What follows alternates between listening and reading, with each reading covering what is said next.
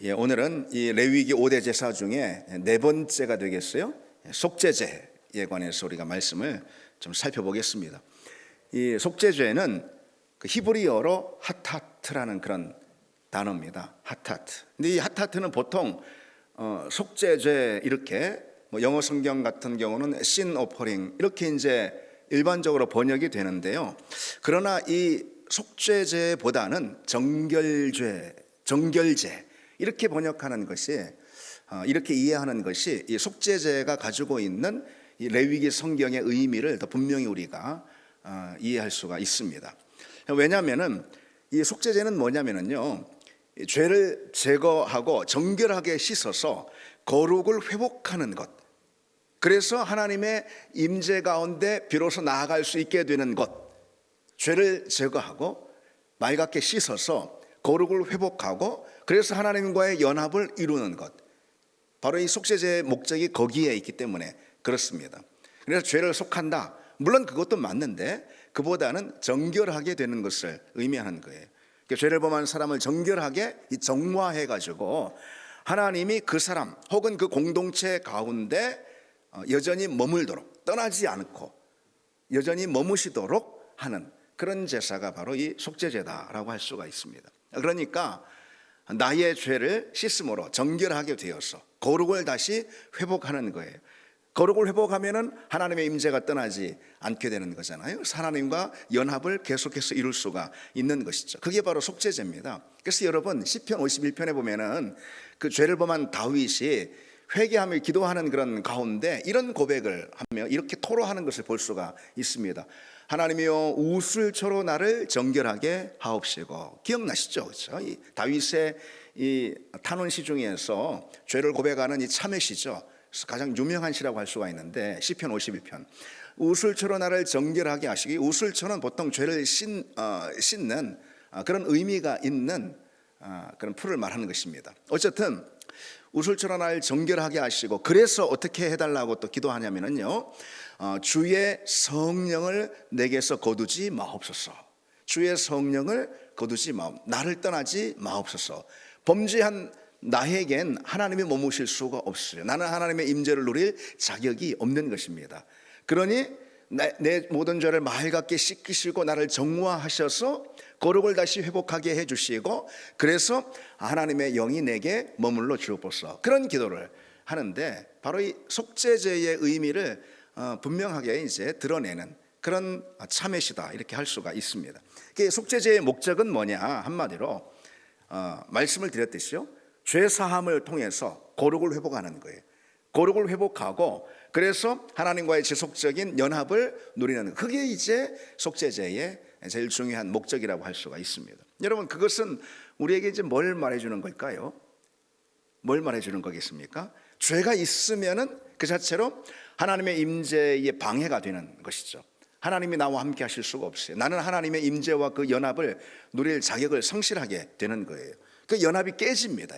따라서 우리는요, 부지 중에 지은 죄라도, 그래서 이 레위기 4장 5장에 보면은요, 부지 중에 의도치 않고 지은 죄, 그냥 나도 모르는 사이에 짓게 되는 그런 죄도 있지 않겠어요? 그렇죠? 그런 부지 중에 지은 죄라 하더라도 우리는 반드시 해결을 받아야 하는 거예요. 뭐 나는 내가 의도하고 내가 작심하고 그렇게 뭐 죄를 지은 것도 아닌데요, 이게 중요한 게 아니라는 거예요. 의도하고 지은 죄든 부지 중에 지은 죄든 죄가 내게 머물고 있으면은 그러면은 그 결과가 뭡니까? 나는 부정해지는 것이고 그러면은 나는 하나님의 임재를 누릴 수가 없게 되는 거예요. 그러니까 목적은 하나님의 임재, 하나님과의 연합이라는 것이죠. 예. 근데 죄는 그것을 방해하는 거예요. 따라서 우리는 부지중에 지은 죄가 있을지라도 그 죄를 해결받아야 하는 거죠. 그래서 우리는 늘 이 죄에 있어서 깨어 있어야 한다라는 그런 이야기죠. 우리는 늘 회개해야 하는 것입니다. 그래서 뭐 보통 우리 어른들이 예전에 이 뭐 대표기도 이런 거 할 때 말이죠, 그런 기도 많이 하잖아요. 우리 죄를 사해 주시고 뭐 그렇게 하면서 우리가 알고 지은 죄, 모르고 지은 죄도 사해 달라. 뭐 이게 아마 레위기 속죄제에서 나온 그런 이제 기도가 아닌가 하는 생각이 듭니다. 어쨌든 우리가 늘 우리 죄에 깨어 있어야 되고, 그리고 또 회개를 해야 하는 거죠. 그 이유가 바로 무엇이냐? 하나님과의 연합을 지속하기 위해서 그런 거예요. 그래서 여러분, 주님을 사모하는 사람 있잖아요. 그 어떤 것보다도 내게 하나님이 필요합니다 라고 고백하는 사람 있잖아요. 그 사람은 우선적으로 죄와 씨름하고 죄와 싸우게 될 수밖에 없어요. 그렇죠? 누가 죄를 가벼이 여길까요? 죄를 가벼이 여기는 사람은요, 뭐 못된 사람, 악한 사람이 그런 게 아닌 거예요. 누가 죄를 가벼이 여기느냐? 그게 큰 죄든 아니면 중한 죄든, 부지중에 지은 죄든 아니면 의도적으로 지은 죄, 어쨌든 죄에 대해서 그저 가벼이 여기는 그런 사람은 누구냐? 다른 누구보다도요, 하나님의 임재를 소중히 여기지 않는 사람인 거예요. 하나님과의 뭐 관계를 그렇게 중요하게 여기지 않는 그런 사람인 거예요. 그런데요, 다른 어떤 것보다도, 다른 무엇을 잃더라도 나는 하나님을 잃을 수가 없습니다. 다른 어떤 것보다도 내게 필요한 분은 당신 하나님밖에 없습니다. 내게 가장 소중한 것은, 그리고 나를 가장 만족시키는 것은, 그리고 나의 생명과도 같은 것은 바로 주님의 임재입니다 라고 고백하는 사람 있잖아요. 그 사람은 필연 우선적으로 죄와 싸울 수밖에 없는 거예요. 왜 죄와 싸우겠습니까? 다른 이유가 아닌 거예요. 그 죄가 하나님과의 연합을 깨뜨리기 때문에 그런 것이죠. 하나님을 소중히 여기는 사람, 하나님과의 관계를 어떤 것보다도 우선적으로 여기는 그 사람, 그 사람은 필연 죄와 싸울 수밖에 없는 것이죠. 누구를 가리키는 거겠습니까, 여러분? 누구를요? 바로 우리를 가리키는 거 아니겠어요? 그렇죠? 아니, 우리가 누구입니까, 여러분? 우리가 누구입니까? 하나님과의 관계를 그 무엇보다 소중히 여기는 사람이 어디 다른 데 있습니까? 우리 아니겠어요? 그렇죠? 우리죠. 하나님의 임재를 어떤 것보다도 필요로 하고 하나님의 임재에 사모하고 그것을 갈망하는 사람이 누구냐 이거죠. 바로 우리 아니겠습니까?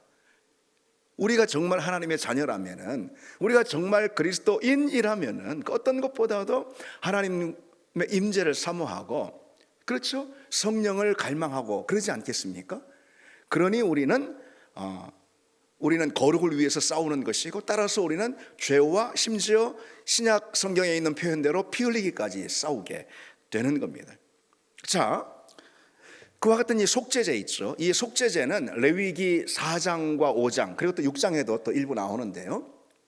여러분, 우리가 이제 번제도 그렇고 쭉 지금 살펴본 대로 뭐 소제나 이 부분들이 뭐 레위기 1장, 2장만 이렇게 있는 게 아니고요. 번제 같은 경우도 1장에도 있고 또 저 뒤쪽 또 뒷부분에도 또 나옵니다. 그래서 앞에 부분에 나오는 것은 번제를 드리는 그 예배자들을 이 대상으로 기록된 말씀이고, 뒤에 또 쭉 기록되어 있는데 그것은 번제의 절차를 집행하는 그런 제사장들을 위해서 기록된 그런 이제 번제의 내용인 것이죠. 레위기를 읽어보는 사람들은 다 아실 거예요. 속죄제 역시 마찬가지인데요. 이 속죄제는 레위기 4장 그리고 5장 또 저 6장까지도 기록되어 있어요. 그래서 여러분, 기왕에 이렇게 우리가 레위기 말씀을 좀 공부하고 있는 이 시점에 레위기를 한번 읽어보시면 당연히 그래야 되겠죠. 이 속죄는 레위기에 이처럼 소개가 되어 있는 다른 제사들하고 구별되는 그런 점이 있습니다. 다른 제사들과 구별되는 아주 특별한 이 속죄제만의 구별점. 다른 제사는요, 대부분 제물의 종류에 따라서 그 제사의 절차가, 제사는 이렇게 드려야 한다라고 그 제물의 종류에 따라서 소면 양이면 양, 비둘기면 비둘기 그렇게 소개가 다 돼 있어요. 그에 반해서 이 속죄제는 제사를 드리는 사람의 사회적 신분, 사회적 지위에 따라서 이 제사의 절차가 소개되어 있습니다. 그게 다른 점이에요. 그래서 오늘 우리가 읽은 이 본문 3절에서 12절까지는요, 제사장이 죄를 범했을 때 드리는 속죄제의 절차를 기록하고 있습니다. 이어서 이스라엘 온 회중이 다 같이 죄를 범했을 때 있잖아요. 공동체적인 그런 죄인 거예요. 그럴 때 드리는 속죄제의 절차가 소개되어 있는데 그것은 이제 13절로 21절까지. 그리고 족장, 이 족장은 통치자를 말하는 것이죠. 지도자, 그렇죠? 이 사람이 죄를 범했을 때 드리는 속죄제가 22절에서 26절까지 기록되어 있고요. 그 다음에 마지막으로 일반 백성 개개인이 지은 그런 죄 있잖아요. 그 죄를 속하기 위해서 드리는 속죄제에 관해서는 또 그 다음에 27절에서 35절 이렇게 기록되어 있습니다. 그러면 이제 대제사장하고 온 이스라엘 회중들이 같이 지은 죄 있잖아요. 대제사장 따로, 그리고 또 온 이스라엘 백성들이 함께 지은 공동체적인 그런 죄 있잖아요. 이런 죄를 속하기 위해서는 이 숫송아지로 그 속죄제를 드려야 합니다.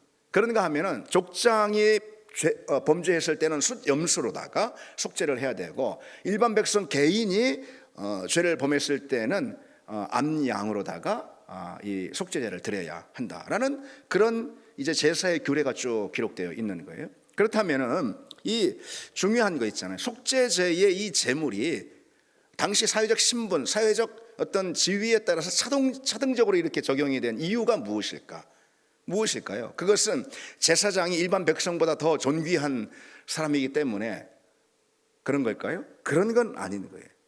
이 신분에 따라서 제물이 결정되는 거, 그게 숫송아지냐 또는 아니면은 숫염소냐 암양이냐 이렇게 결정이 되는 그 이유는요, 더 높은 신분일수록 그 죄의 영향력과 오염도도 그만큼 크기 때문에 더 값진 제물을 요구하는 거예요.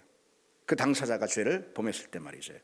그 사실을 레위기 4장 3절이 이렇게 말해주고 있습니다. 세번역 성경을 보면은요, 기름 부음을 받고 임명을 받은 제사장이 죄를 지어서 그 벌이 백성에게 돌아가게 되었을 경우, 제사장이 죄를 지었을 때는 그 벌이 백성에게로 돌아갈 수도 있다라는, 이것은 무슨 뭐 연자죄 같은 것을 말하는 것이 아니에요. 이게 죄의 영향력, 파급력, 죄의 전염성을 말하는 거예요. 죄는 그런 식으로 일을 한다라는 것이죠. 제사장이 영적인 권위자 아니겠어요? 또는 영적인 지도자 아니겠어요? 영적 지도자가 죄를 범하면은 그 죄의 영향력과 전염성, 그 파급력이 모든 백성에게도 미칠 수가 있다는 거예요. 그래서 제사장은 속죄를 할 때도 더 값진 제물로 속죄를 해야 된다. 다시 말해서 속죄제가 더 무거운 제사가 될 수 있다라는 걸 말하는 거죠. 제사장의 죄는 당연히 백성에게 그 영향을 미칩니다. 하나님과 가까이에 있는 이 영적인 영향력, 이 영향력이 더 크면 클수록 죄의 영향력도 그만큼 더 커진다. 이게 영적인 영향력에 비례해서 죄의 영향력도 더 커지는 거예요. 영적 영향력을 가진 사람이 죄를 지으면 그 죄의 영향력이 훨씬 더 강력하고 더 광범위해질 수가 있다는 거죠. 대제사장의 죄는 그래서 온 이스라엘 백성, 온 회중에게까지 그 죄의 영향력이 또 전염성이 미치게 된다는 거예요. 그러니까 여러분, 이 중요한 영적 원리를 기억해야 합니다. 이게 우리가 기억해야 될 중요한 영적인 원리인 거예요. 가정에서 마찬가지. 가정에서 가장이 죄를, 하나님 앞에 죄를 범하면은 그 가장의 죄는 온 가족들에게 다 영향을 미치는 거예요. 엄마가 하나님 앞에 죄를 범하면은 그 죄의 영향력과 파급력은 자녀들에게도 미치게 되는 것이죠. 그렇다라는 거예요. 이게 무슨 연좌제를 말하는 게 절대 아닌 거예요. 죄가 그런 식으로 일을 한다는 거예요. 그러니까 죄는 그래서 그 공동체, 그게 가정이면 가정, 교회면 교회, 뭐 어디면 어디, 그 공동체에서 영적으로 영향력 있는 사람, 이 죄의 세력은 바로 그 영향력 있는 사람을 공격하는 거예요. 그래서 그를 오염시키는 거예요. 그러면은 그 전체가 다 오염이 되게 되는 거죠. 그게 바로 죄가 일하는 방식이라는 거예요. 목사의 죄는 온 교회를 더럽히게 됩니다. 교회의 죄는 그 사회와 나라 전체를 다 타락시키는 거예요. 그래서 교회가 버티고 있으면은, 교회가 거룩을 지키잖아요. 교회가 하나님 앞에 서 있잖아요. 그러면은 이 세상, 이 사회는 결코 망하지 않는다는 거예요. 아멘. 여러분, 우리는 바로 그와 같은 하나님의 자녀, 하나님의 권세를 받은 사람들임을 우리가 기억해야 합니다. 우리 하나님 나라의 권세를 받은 그런 사람들이라는 거죠. 어떤 권세요? 죄가 온 사회를 오염시키고 다 타락시키지 못하게 막는 그런 울타리와 같은 그런 권세를 다른 누구가 아닌 우리에게 하나님이 주셨다는 거예요. 뭐 정치 지도자나 사회적으로 뭐 대단한 명사나 신분이 뭐 높은 그런 사람이나 영향력을 뭐 대단히 어떤 미디어에서 미치는 그런 사람이나 이런 사람들이 아닌 거예요. 교회가, 하나님의 백성, 하나님의 자녀들이 하나님 앞에 온전히 서 있고 그 거룩을 지킬 때 그 사회는 타락에서 타락에 빠지는 것을 면하게 되는 것이고 하나님의 심판을 면하게 될 수가 있는 거죠. 그런데 교회의 뚝이 무너져 버린다. 그러면은 뭐 사회가 하나님 앞에 멀어지고 타락하고 하나님의 심판을 받는 것은 그것은 시간 문제일 수가 있는 거죠. 그게 바로 영적인 원리라는 것이죠. 그렇기 때문에 여러분, 오늘 레위기에도 신분이 더 높은 사람, 뭐 오늘날로 보자면은 책임이 더 많은 사람이라고 할 수가 있겠죠. 오늘날은 뭐 신분이 뭐 이런 게 있는 건 아니니까, 책임이 더 중한 사람, 이 사람의 죄는 죄의 내용보다도요, 뭐 어떤 죄를 지었냐라는 그 죄의 내용보다도 그 지위와 그 책임에 따라서 이 죄질이, 죄과가 결정이 되는 거예요. 똑같은 죄를 지었다 해도요, 족장이 지은 죄와 똑같은 죄라 해도 그냥 일반 백성 개인이 지은 죄는 그 죄과 그 죄질이 전혀 다르게 결정이 된다는 거예요. 족장의 죄가 훨씬 더 무겁게 여겨지는 것이고 훨씬 더 중하게 하나님 앞에서 다뤄지게 되는 거예요. 똑같은 죄라 해도. 그래서 이 족장은 속죄제를 하나님 앞에 드릴 때도요, 이 일반 평민이 지은 그 죄를 속할 때의 그 제물보다 더 값이 나가는 그런 제물로, 그러니까 암양이 아니고 숫염소로다가, 또 제사장 같은 경우는 숫송아지로다가 그렇게 속죄제를 드리는 겁니다. 그것이 오늘 우리에게 여러분 중요한 메시지를 주는 거겠죠. 교회 안에서도요, 똑같은 잘못과 허물이라 해도요, 하나님이 맡겨주신 그 영적인 책임에 따라서 응당 다르게 그 처벌 또는 회개의 그 농도도 달라지게 되는 거예요. 하나님의 심판, 하나님의 징계도 달라지는 것이고, 그 사람이 하나님 앞에 가져야 될 회개의 태도, 그 태도의 농도도 달라지는 거예요. 당연히. 목사나 목자, 직분자는 혹 죄와 허물, 어떤 실수, 잘못에 빠졌을 때 다른 일반 신자보다도 그들이 지은 그 죄의 무게보다도 훨씬 더 무겁게 다뤄져야 하는 거, 이것은 여러분 당연한 거 아니겠어요? 우리는 그와 같은 생각을 하고 있습니까? 그러니까 죄의 내용도 중요하지만 하나님 앞에 얼마나 이것이 나쁜 죄인가, 하나님이 얼마나 싫어하시고 미워하시는 죄인가, 죄의 내용도 중요하지만은 내가 누구인가, 죄를 지은 죄의 주체 있잖아요. 그것도 매우 중요하다는 것이죠. 그래서 주님은 누가복음 12장에 뭐라고 말씀하시냐면요, 알지 못하고 맞을 일을 행한 종은 적게 맞으리라. 알지 못하고 맞을 일을 행한 사람 있잖아요. 그런 종은 적게 맞으리라. 이렇게 또 말씀하시면 이런 말씀을 하세요. 무릇 많이 받은 자에게는 많이 요구할 것이요, 많이 맡은 자에게는 많이 달라 할 것이다. 하나님께서 은혜를 많이 주셨어요. 그래서 그에게 직분도 주시고 또 하나님께서 많은 사랑과 선물을 주셨어요. 그러면 하나님이 당연히 많이 요구한다는 거예요. 이 우리 영적인 세계에서 작동하는 이 인과율 있잖아요. 이 인과율은요 매우 중요합니다. 심은 대로 거두는 이 인과율 있잖아요. 행한 대로 얻는 이 인과율의 법칙이 우리 영적인 자리에서도 아주 정확하게 적용이 된다는 거. 그래서 뭐 다 그냥 은혜 줘 하면서 그냥 얼렁뚱을 딱 넘어가려고 해서는 안 된다는 것이죠. 물론 하나님이 우리에게 은혜를 주셔서 우리의 죄를 속해 주시고 우리의 잘못을 주님께 회개하면 용서해 주시고 그러죠. 그런데 우리가 범죄했을 때 주님 앞에 간절히 회개하고 탄식하고 여러분 다윗의 이 참회시를 한번 보십시오.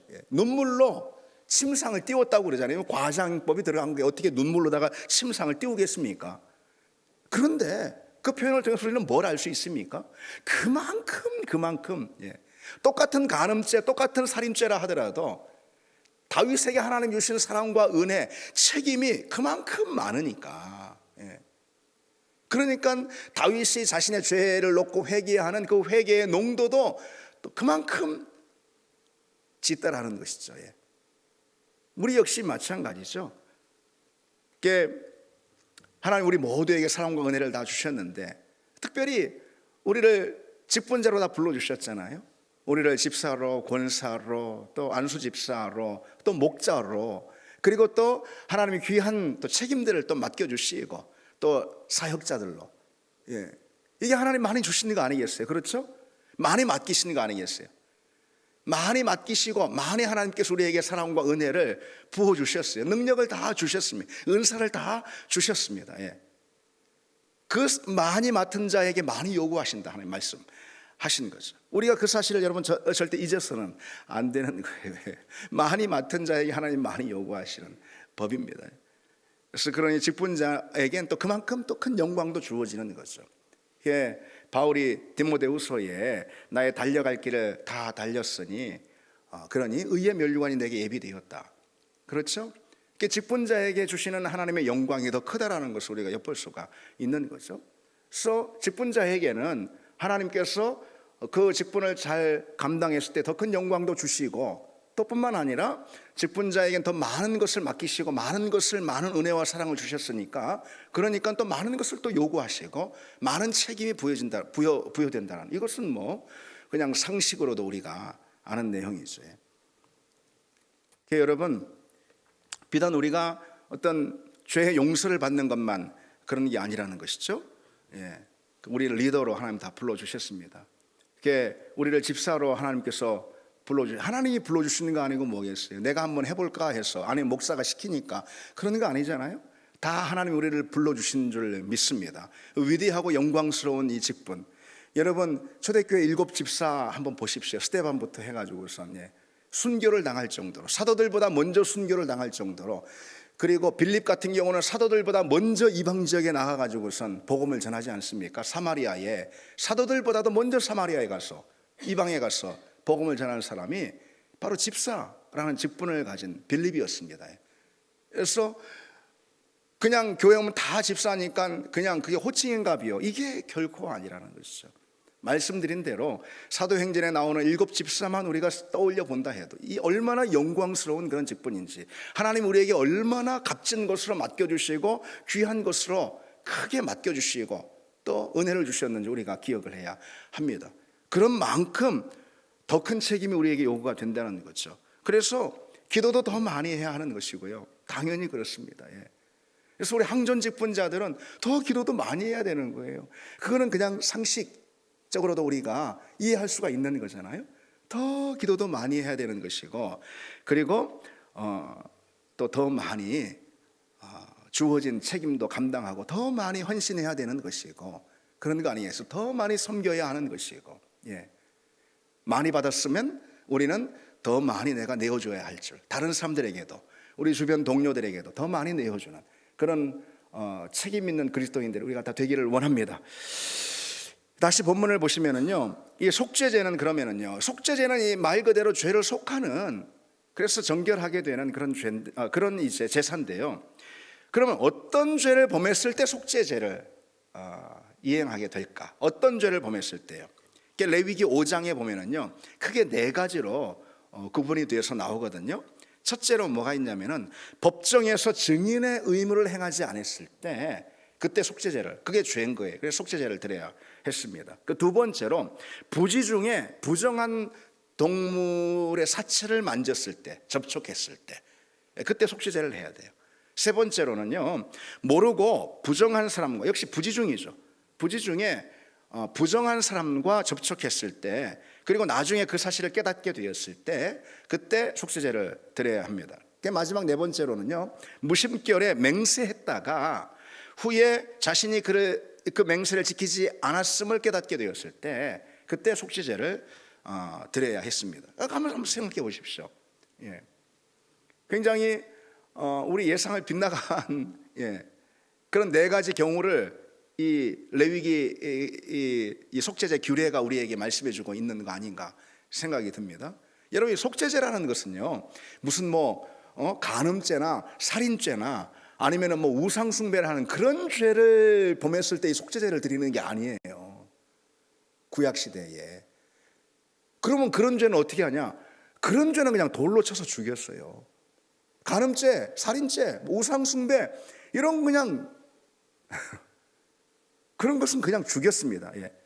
사형에 처해졌다, 이런 거예요. 사형에. 이 속죄제라는 건 뭐냐면요, 부정한 것에 접함으로써 부정해졌을 때 드리는 그런 제사. 그래서 아까 제가 정결제라고 그렇게 말씀을 드렸잖아요. 정결제인 거예요. 부정한 것에 부지 중에 접했을 때. 속죄제를 드려야 하는 경우를 다시 한번 좀 자세히 보면은요, 첫 번째로 법정 증인의 의무를 행하지 않아요. 법정에서 이 증인으로 출두하라. 그럴 수 있잖아요. 그리고 이 고대 시대에는요, 이 증거라는 것이 마땅히 없었어요. 그래서 증인의 이 증거 능력이 제일 중요했습니다. 두 사람 이상의 증인이 또 필요했던 것이죠. 어쨌든 그런데 그런 법정 증인의 의무를 수행하지 않았을 때 그것이 곧 속죄제를 드려야 하는 그런 죄에 속했어요. 당연히 그렇죠. 그 죄는 어떤 죄냐? 남의 죄를 숨겨주는 그런 죄라는 것이죠. 그래서 죄를 보고도, 죄의 행위를 보고도 그것을 그냥 넘겨버리는 것이기 때문에 실은 그 죄가 자기에게 오게 된다는 그런 뜻이에요. 그래서 그런 경우는 그게 죄로 인정이 되는 것이고 속죄제를 드려야만 했습니다. 그리고 속죄제를 드려야 하는 두 번째하고 세 번째 경우는 비슷한 건데요. 그건 뭐냐면은 동물의 사체를 접촉했을 때, 그건 이제 율법에 동물의 사체는 부정한 것으로 여겨졌어요. 그리고 또 부정한 사람을 접촉했을 때, 부정한 사람은 그러면 누구냐? 이를테면은 성경 율법이 규정하고 있는 어떤 피부병, 우리가 이제 레위기 다음에 쭉 보게 될 텐데요. 아니면은 어떤 문둥병 환자 있잖아요. 이거 부정한 죄로 그렇게 성경에서 간주가 됐어요, 율법적으로. 그럴 때 이 속죄제를 드려야 했습니다. 그리고 속죄제를 드려야 하는 네 번째 경우는 뭐냐면 헛된 맹세를 하는 그런 경우 있잖아요. 어쩌다 막 흥분해가지고 무모하게 맹세를 했는데 막 해버렸는데, 그런데 나중에 뒷감당하지 못하고 지키지 못하는 거예요. 그럴 때 이 속죄제를 드림으로써 그 죄에 대한 이 죄 사함을 받아야만 했습니다. 헛된 맹세라는 것은 그 입술을 부정하게 하는 거예요.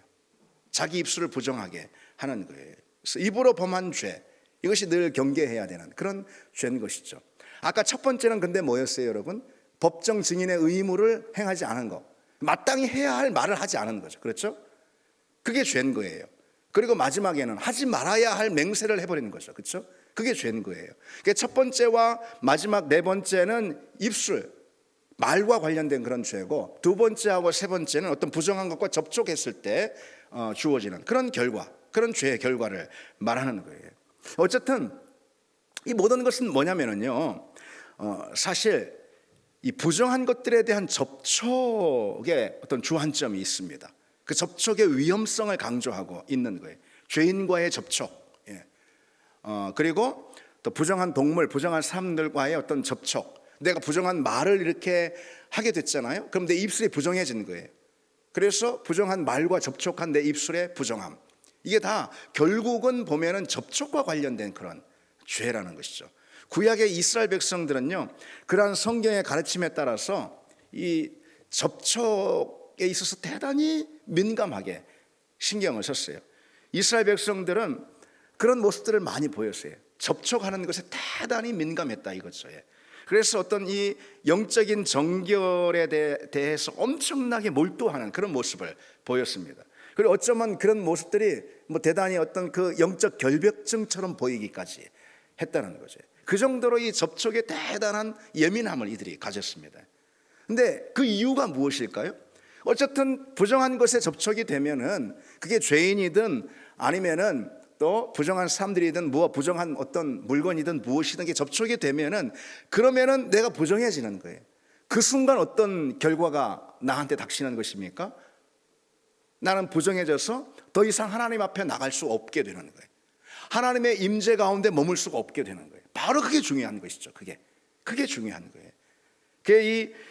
이들이 영적인 정결에 대해서 이 대단히 세심한 관심을 가질 수밖에 없었던 것, 그것은 뭘 반증해 주는 거냐면 하나님의 임재를 누리려고 하는 이들의 엄청난 열의를 반증해 주는 거라 할 수가 있습니다. 죄가 내게 하여튼 어떤 통로를 통해서든 내게 하여튼 들어오면은, 그러면은 나는 부정해지고 그 순간 나는 하나님의 임재에서 떨어지게 되기 때문에 이들이 그렇게 민감할 수밖에 없었던 거죠.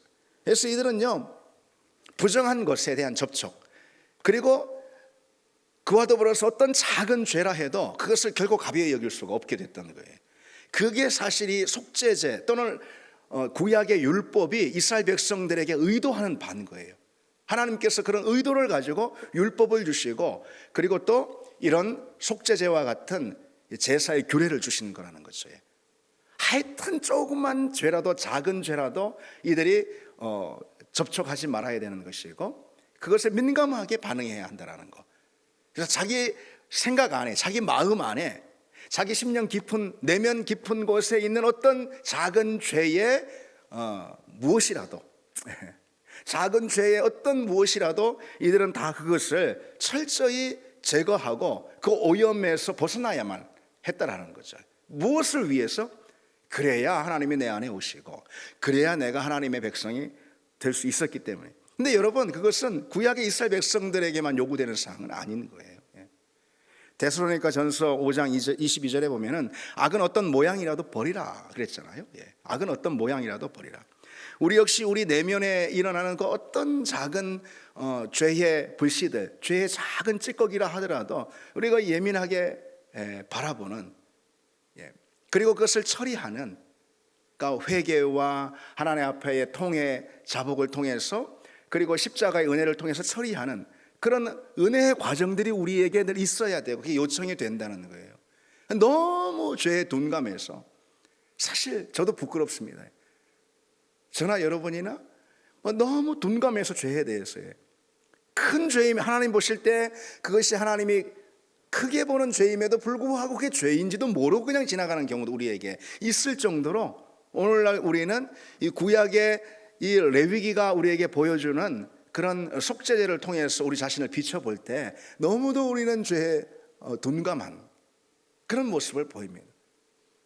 그럼 우리는 죄를 짓고 죄를 많이 지었으니까 우리는 지옥에 간다, 그런 뜻이라기보다도 그런 뜻이 아니고, 우리는 죄 가운데 머물게 되면은, 다시 말해 죄에 오염되면은, 그러면은 우리는 하나님과 깊은 교제를, 하나님과 깊고 친밀한 연합을 누릴 수가 없는 것이죠. 왜? 하나님은 거룩하신 분이기 때문에, 하나님은 죄를 멀리 하시는 분이기, 하나님은 죄를 미워하시는 분이기 때문에. 그래서 내 마음 안에 무엇을 향한 분노가 치밀고, 내 마음 안에 어떤 막 불평과 불만이 가득 쌓여 있고, 내 마음 안에 의심과 회의가 막 가득 차가지고선 있거나, 내 마음 안에 어떤 불만족이 가득, 내 마음 안에 하여튼 미워하는 마음이 가득, 용서할 수 없는 그런 마음이 내 안을 그냥 가득 메우고 있다면, 아니 가득 정도가 아니고 조금이라도 있다면은, 그것은 그 누구보다도 내 자신에게 가장 큰 해가 되는 거라는 것이죠.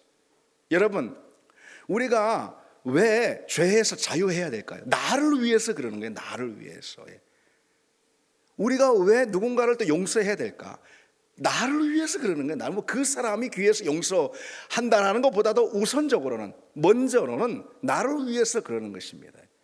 내 안에 누군가를 미워하는 마음이 있으면, 집착같이 있으면은, 그러면은 내가 하나님과 그만큼 깊고 친밀한 연합을 누릴 수가 없게 되는 것이죠. 내가 손해가 되는 것입니다. 내 영혼에 그만큼 손해가 없는 것이죠. 그래서 우리는 가능하면 왜 감사해야 될까? 왜 감사해야 되겠습니까? 감사가 다른 모든 죄를 사실 밀어내는, 불만도 원망도 밀어내고, 미움도 밀어내고, 질투도 밀어내고, 이 감사가 참 귀합니다. 그래서 이 감사, 그리고 대단히 능력이 있습니다. 감사하면은 그런 모든 죄의 찌꺼기들이 밀려나게 되어 있습니다. 그러면은 나는 그로 인해서 거룩을 확보하게 되는 것이고, 거룩이 확보가 돼야지 하나님과의 연합과 친밀한 교제가 가능해지는 것이죠. 근데 아까도 말씀드렸죠, 여러분. 누군가가 정말로 그 사람에게 중요한 게 하나님이라면 그렇게 한다라는 거예요. 누군가와 서로 관계가 아주 나빠졌어요. 그래서 신앙생활하기가 어려울 정도로 뭐 상처니 뭐니 해가지고 그럴 수 비일비재하게 일어나는 거죠, 교회 안에. 아니, 그런 경우 저에게도 있습니다. 일어나는 거예요. 그러나 그럼에도 불구하고 그를 사랑하고 그를 용납하고 그를 용서하고 하는 거 있잖아요. 그에게 다가가서 먼저 화해를 청하고. 왜 그럽니까? 왜? 그를 위해서라기보다도 우선적으로는, 먼저는 나를 위해서 그런 것입니다. 나를 위해서요. 그래야 내 안에 거룩이 확보가 되는 것이고, 내가 하나님과의 교제를, 하나님과의 연합을 얻을 수가 있기 때문이죠. 정말 내가 그것을 최우선으로 여긴다면, 하나님 안에 거하는 것, 하나님의 임재와 사랑을 누리는 것, 내가 하나님의 기쁨이 되는 것, 그리고 또 하나님이 나의 최고의 만족이 된다는 것, 이것을 나의 최우선의 신앙의 목표로 삼는 사람이라면 정말 그렇게 하게 되는 것이죠. 여러분, 우리는 그렇게 부름을 받은 사람임을 믿습니다. 그렇게 부름을 받은 사람입니다. 이스라엘 백성들은 죄를 짓고도요, 만약에 속죄제를 드리지 않잖아요. 그러면 그때까지는 계속해서 부정한 상태로 있는 거예요. 그렇죠? 예. 근데 그 부정한 상태로는 하나님께 아예 나갈 엄두도 못 내는 것이죠. 그렇죠? 하나님 내게 오시옵소서라고 말도 하지 못하는 거예요. 예. 그래서 이 구약의 성도들은 죄를 범하면 아까 말씀드린 그와 같은 그런 죄 있잖아요. 그것 말고도 물론 있죠. 그와 같은 이 죄를 범해서 부정하게 되잖아요. 그러면은 그 즉시 뭘 해야 되는 거예요, 이들은? 그 번거롭고 그 까다로운 그 제사, 속죄제라는 그 제사, 소를 잡아서 양을 잡아서 드리는 그 번거롭고 까다로운 그 제사를 드리기 위해서 어디까지 가야 돼요? 성전까지 가야 되잖아요. 집에서 잡아요? 집에서 속죄제 합니까? 아니잖아요. 성전까지 나아가서 수많은 사람들이 상상을 한번 해보십시오. 그러니까 이건 상상인데 그냥 수많은 사람들이 그런 사람들이 있지 않겠습니까? 아마도 줄을 서서 자기 순번이 돌아올 때까지 어쨌든 뭘 해야 돼요? 속죄제를 어쨌든 마쳐야 되는 거예요. 왜? 그래야 하나님과의 나와의 관계가 정상이 되니까, 회복이 되니까. 그러지 않으면 하나님의 백성이 아닌걸요? 그렇잖아요. 그러지 않으면 하나님의 임재를 엄두도 못 내는 걸요. 그러니 죄를 지었을 때는 즉각적으로 이들이 뭘 해야 되냐면 속죄제 가운데 나가야 되는 거죠. 그런데 그 일이 얼마나 번거롭고 힘들고 얼마나 많은 수고가 들고 시간이 듭니까? 그렇잖아요. 그러니까 이들은 가능하면 어떻게 했을까요? 가능하면 이들은 죄를 짓지 않는 것, 그것이 상책인 것이죠. 그렇죠? 예. 그래서 그 거룩을 계속해서 유지하고 확보하는 것, 그것이 이들에게 상책인 것입니다. 우리 역시 마찬가지라는 것. 우리 역시 나와 하나님과의 그 관계를 위해서 우리는 죄를 멀리해야 한다는 거죠. 자, 여러분, 속죄제에 대해서 우리 간단하게 살펴봤습니다. 이 구약의 제사 가운데 이 속죄제만큼 예수 그리스도 십자가의 의미와 능력을 분명히 보여주는 그런 제사도 없다라고 할 수가 있습니다. 주님의 십자가는 당연히 우리의 모든 죄를 씻고 우리로 거룩함을 덧입게 해주고요, 하나님의 임재로 나아가게 하는 그런 능력, 그런 통로가 바로 그리스도의 십자가인 거죠. 그래서 근데 주님은 양이나 소처럼 그런 제사가 아니죠. 예, 주님의 십자가는 단번의 제사인 거예요. 그렇죠? 단번의 제사로 우리의 모든 죄를 영원히 단번에 해결하시는 거예요. 그래서 히브리서 9장 12절에 염소와 송아지의 피로 하지 아니하고 오직 자기의 피로 영원한 속죄를 이루사 단번에 성수에 들어가셨다라고 말씀하고 있어요. 따라서 여러분, 우리는 죄를 고백하고 회개할 때마다 이 사실을 기억해야 되는 거예요. 주님이 십자가에서 단번에 이루신 그 죄사함을 우리는 영구적으로 공급받는 것이다. 우리가 우리 죄를 자백하고 회개하며 주님께 나갈 때마다 주님께서 단번에 십자가에서 이루신 그 구속, 그리고 그 죄사함의 은혜를 우리는 영원히 영구적으로 공급을 받는 것이죠. 그래서 우리는 그 십자가를 붙들고 회개의 자리 가운데 나아가면 그 은혜, 십자가가 주는 은혜와 능력을 경험하게 됩니다. 요한일서 1장 9절에 만일 우리가 우리 죄를 자백하면 그는 미쁘시고 이로우사 우리 죄를 사하시며 우리를 모든 불의에서 깨끗하게 하실 것이라. 그래서 여러분, 십자가가 우리의 구원임을 믿습니다. 십자가가 우리를 거룩하게 합니다. 십자가만이 하나님의 임재를 가져오는 능력이고 임재의 통로임을 믿습니다. 그래서 이 시간도 그 십자가를 붙든 우리가 되기를 원합니다. 우리 같이 이 찬양 드리겠습니다.